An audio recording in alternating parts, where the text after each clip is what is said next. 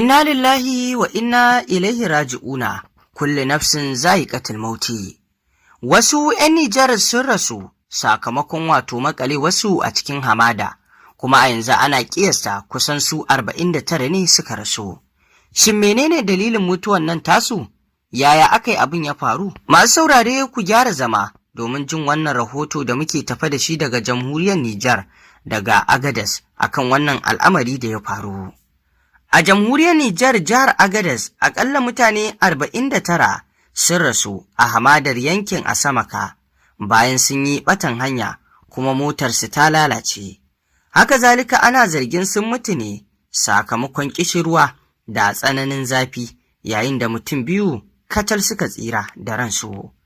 Kamar yadda batu ya bayyana, waɗannan mutane sun shiga wannan cikin hamada ne ta yankin Asamaka da zummanin wucewa, kuma sannan kamar yadda kuka sani, in irin wannan ta faru to fa zai yi wuya mutane su tsallake, saboda ƙishirwa, babu gida gaba, babu gida baya, babu gida kudu, babu gida arewa. To don haka wannan a lokacin nan idan ba ku da abinci guzuri, ba ku da ruwa ya ƙare maku, to fa duk lokacin da za ku ɗauka a nan gurin, to fa tabbas za ku ɗauke shi ne ba tare da cin komai ba, saboda nisan gurin.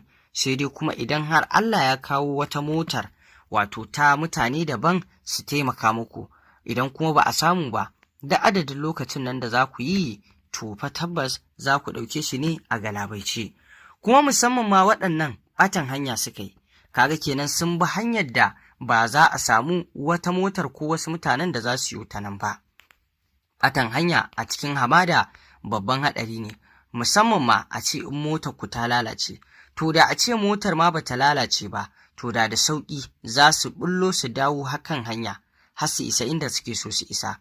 To amma kuma sun yi ɓatan hanya, sannan kuma motar su ta lalace. Haka zalika ga ƙishirwa da ake batun ana zargin ita ce babbar sanadiyar mutuwar su, da kuma zafi, inda babu shakka a cikin waɗannan mutane da suke cikin motar mutum 2 ne kacal suka rayu.